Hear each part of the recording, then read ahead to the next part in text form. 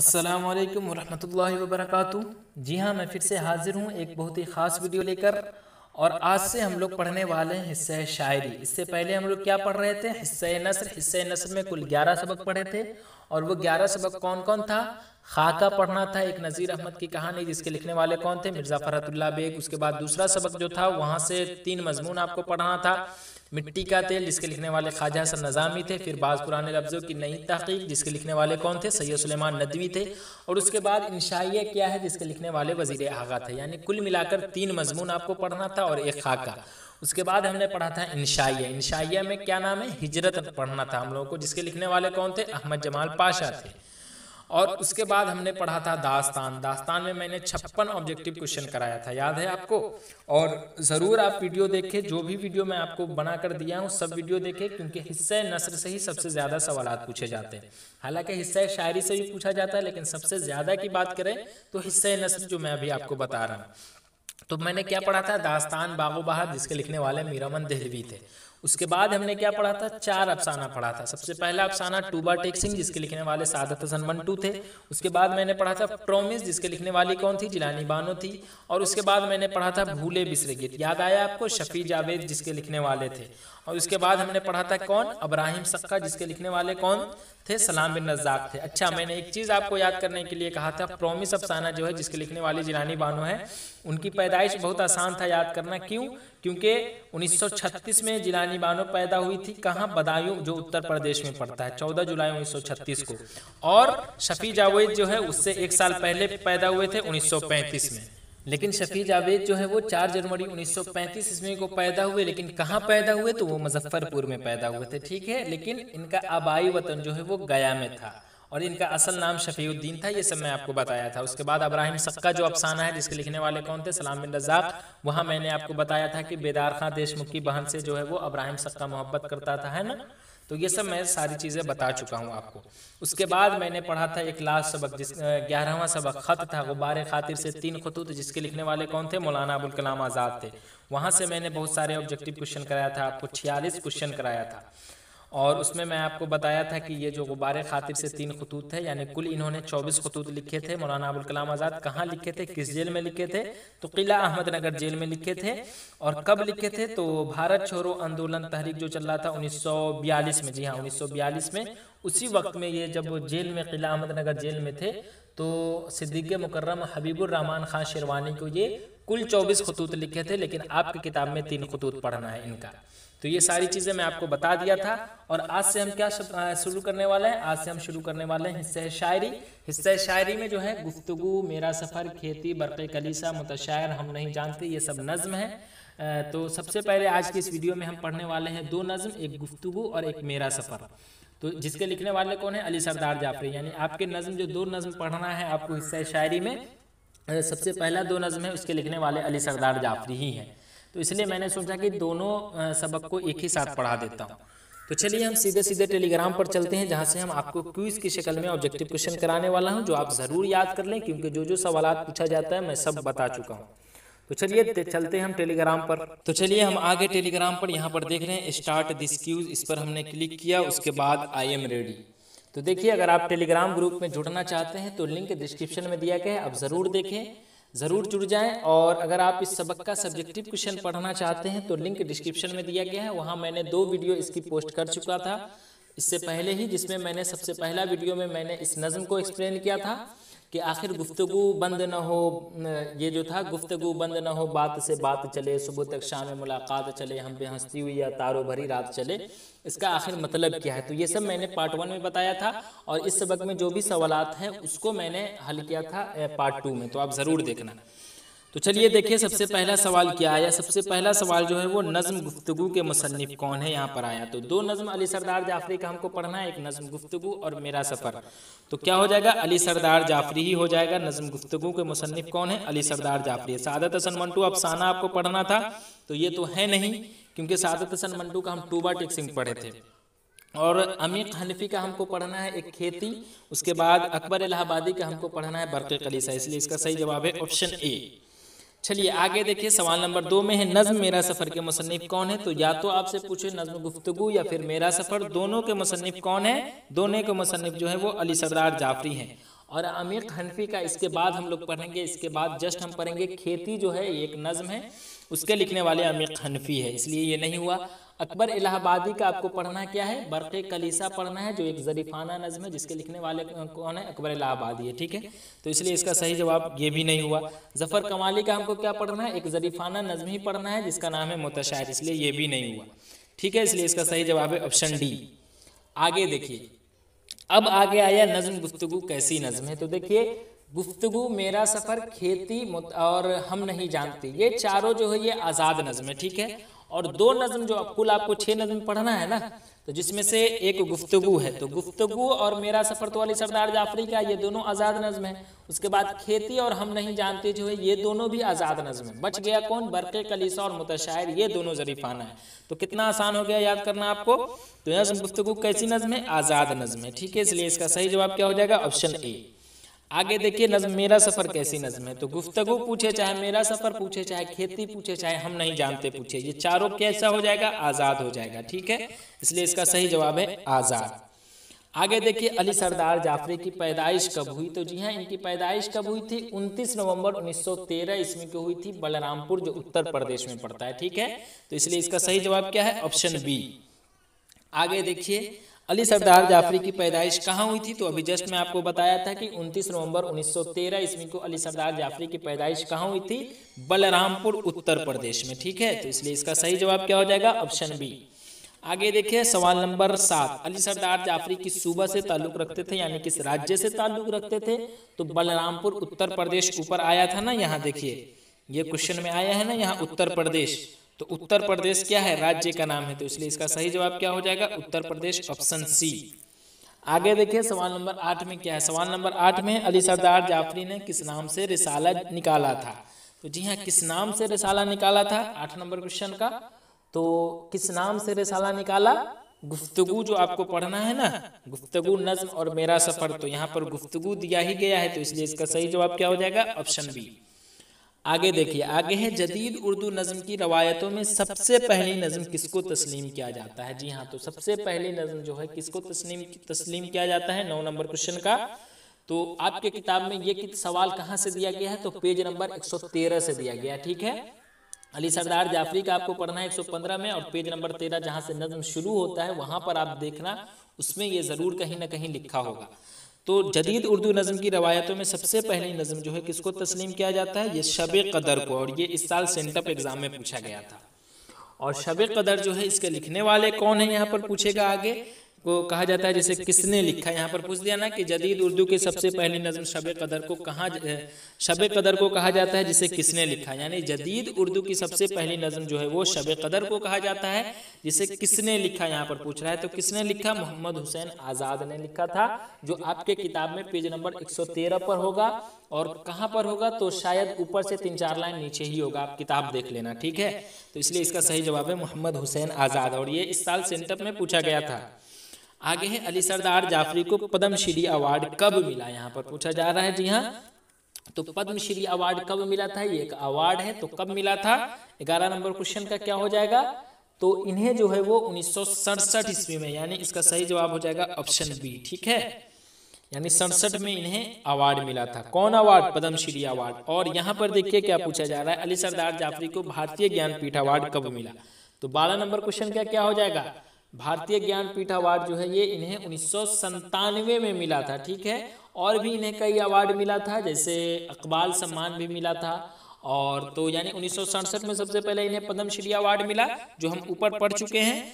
और उसके बाद हमें क्या पढ़ना था, उसके बाद हमें यहाँ पर पढ़ना है भारतीय ज्ञानपीठ अवार्ड कब मिला। तो कब मिला था, इनकी वफात जो है वो 2000 ईस्वी में हुई थी, यानी 2000 ईस्वी अभी जस्ट थोड़ा दिन पहले, यानी 21-22 साल पहले। तो इनकी वफात जो है ना वो 2000 में हुई थी, और इससे जस्ट 3 साल पहले यानी 1997 में, ठीक है, इन्हें कब भारतीय ज्ञानपीठ अवार्ड मिला। तो आपसे अगर पूछे कि पद्मश्री अवार्ड कब मिला, तो 1967 में मिला था। और उसके बाद अगर पूछ दे कि भारतीय ज्ञानपीठ अवार्ड कब मिला, तो 1997 में मिला था, ठीक है, यानी मरने से 3 साल कबल।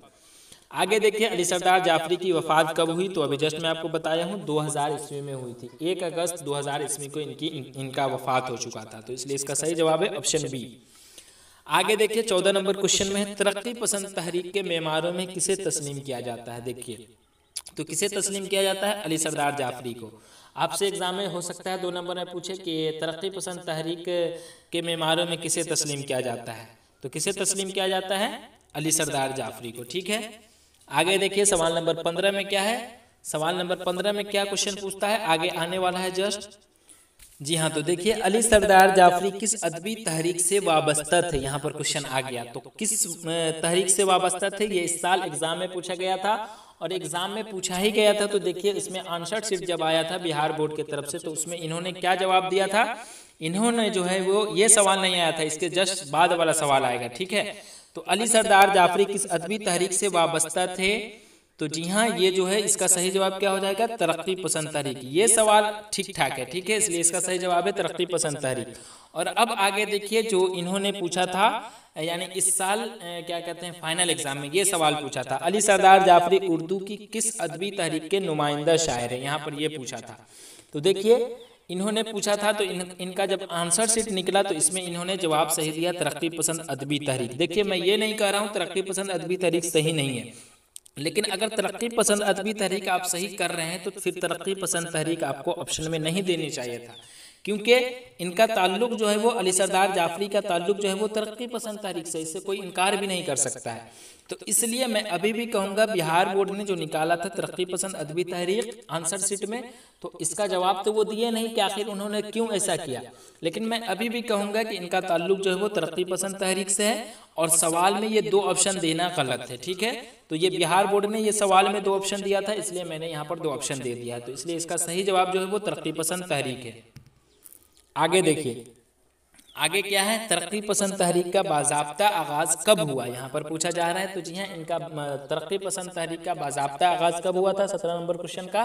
तो ये भी क्वेश्चन इस बार पूछा गया था और ये 1936 में हुआ था, ये क्लास 10th में पूछा गया था। जी हाँ, क्लास 10th में दरख्शा में पूछा गया था और ये आपकी किताब में भी पढ़ना है, इसलिए ये आप याद रखेंगे 1936 में। ठीक है, आगे देखिए सवाल नंबर 18 में, इनमें कौन सी नज़्म अली सरदार जाफरी की है। तो देखिए जुस्तुजू सबसे पहले डिलीट कीजिए क्योंकि आपको पढ़ना ही नहीं है, उसके बाद सफ़रनामा इसको भी डिलीट कीजिए, उसके बाद मेरा घर भी नहीं पढ़ना है, बच कौन गया, मेरा सफ़र। गुफ्तगू और मेरा सफ़र आपको पढ़ना है ना अली सरदार जाफरी का, तो ये तीनों तो हुआ नहीं, बच कौन गया, मेरा सफ़र, इसलिए इसका सही जवाब क्या है, ऑप्शन डी।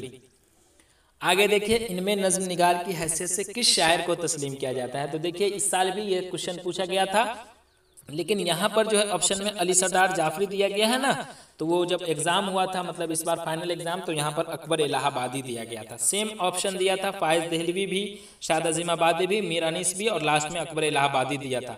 तो यहाँ पर अली सरदार जाफरी है, तो अली सरदार जाफरी का भी तो ताल्लुक है नज़्म से ही। आगे देखिए दर्जे झैल में से कौन अली सरदार जाफरी का शेरी मजमुआ है। जी हाँ, तो कौन शेरी मजमुआ है यहाँ पर पूछा जा रहा है 20 नंबर क्वेश्चन का। तो कौन हो जाएगा यहाँ पर, पत्थर की दीवार हो जाएगा। ठीक है ये, और संगे पैरान जो है वो अमीर हनफी का है, जो इस बार एग्जाम में पूछा गया था। मैं बार बार बच्चों को कह भी रहा था कि भूलना मत, खाना भूल जाना लेकिन ये मत भूलना। तो ये इस बार पूछा गया था जिंदगी ए जिंदगी का, तो आपको मालूम ही है ये क्लास 10th में हम लोग पढ़ रहे थे, वो नहीं जिंदगी ए जिंदगी खलीलुर रहमान आजमी का, जो इस साल भी फाइनल एग्जाम में पूछा गया था। ये भी सवाल मैं बच्चों को कह रहा था कि बार बार कि पढ़ लेना, और ये दोनों सवाल पूछा था। उसके बाद सनम आशना, सनम आशना ये हम लोग पढ़े थे क्लास 10th में, लुत्फुर रहमान का है ये, ठीक ना। तो इसलिए ये गलत हो गया, ये गलत है, ये सही है। ठीक है, पत्थर की दीवार।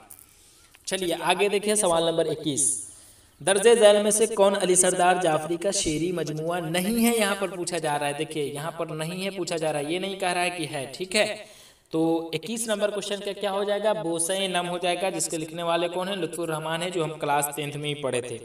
परवास, खून की लकीर, लहू पुकारता है, ये सब अली सरदार जाफरी के शेरी मजमुए। ठीक है ना। और ये जो है परवाज ये 1943 में शाये हुआ था, खून की लकीर 1949 में शाये हुआ था, और एक और कौन है, लहू पुकारता है, तो लहू पुकारता जो है वो 1978 में शाये हुआ था। ये सब आप याद रखेंगे। तो इसलिए यहाँ पर कौन नहीं है, बोसे नम नहीं है। ठीक है, अब आगे देखिए अली सरदार जाफरी ने अपनी अदबी ज़िंदगी का आगाज़ किस चीज़ से किया था। जी हाँ, तो अपनी अदबी ज़िंदगी का आगाज़ जो है वो अफसाना निगारी से किया था। हालांकि आपको क्या पढ़ना है, इनका नज्म पढ़ना है। अब बच्चे कितना कंफ्यूज करेंगे इस सवाल में, देखिए, क्योंकि मुझे पता है ये क्वेश्चन अगर दे दिया जाए तो बच्चे सबसे पहले इसी पर निशान लगाएंगे, लेकिन ये नहीं है, बिल्कुल ये नहीं है। क्योंकि आप किताब जब खोलेंगे पेज नंबर 115 तो उसमें 6 लाइन नीचे आएंगे ना, तो उसमें लिखा है कि अली सरदार जाफरी ने अपने अदबी जिंदगी का आगाज जो है वो अफसाना निगारी से शुरू किया था। इसलिए इसका सही जवाब है ऑप्शन बी। ठीक है, आगे देखिए, अली सरदार जाफरी ने तरक्की पसंद तहरीक के ज़माने में कौन सी किताब लिखी? जी हाँ, तो तरक्की पसंद तहरीक कब चलाया गया था? 1936 में चलाया गया था। यानी 1936 में जो है कौन सी किताब ये लिखे थे? तो अब बताइए इसमें से कौन हो जाएगा 23 नंबर क्वेश्चन का?